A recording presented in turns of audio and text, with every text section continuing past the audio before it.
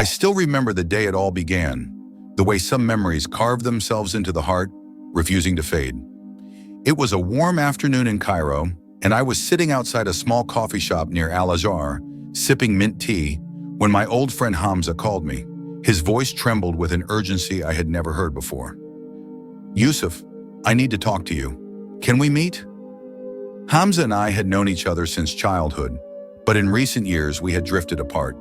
He had become lost in a world of distractions, chasing wealth and status, while I remained grounded in my faith. Still, his voice held something that made me drop everything and agree to meet. That evening, we sat on the rooftop of my apartment, overlooking the city lights. Hamza seemed different.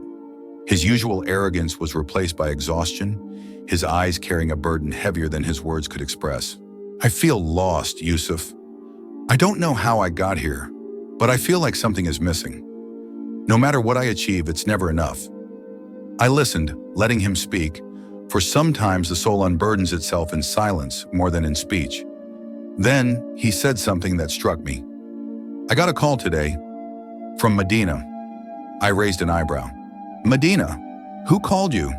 He hesitated, staring at his hands, as if searching for the right words. "It was my uncle, Sheikh Kareem. You remember him, right? He teaches at the Prophet's Mosque. He invited me to visit him. He said, maybe it would be good for me." I felt a stirring in my chest. The city of the Prophet, peace be upon him, the city of peace and light. "And will you go?" "I don't know. I'm afraid." "Afraid of what?" "Afraid of what I might find there, or what I might lose." I leaned forward. "Hamza, when Allah calls you towards something good, don't hesitate. Maybe this is the call you've been waiting for." He sighed, but I could see the conflict in his eyes. A week later, Hamza left for Madinah. I didn't hear from him for several days. When his message finally arrived, it was brief. "Yusuf, you were right. This place, it's different." I don't know how to explain it. Then silence again. It was almost a month before Hamza returned. When I saw him at the airport, I barely recognized him.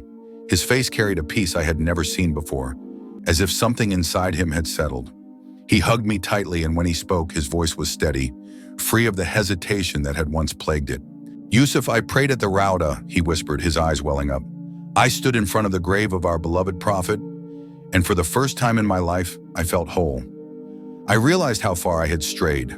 I had been filling my life with everything except what truly mattered."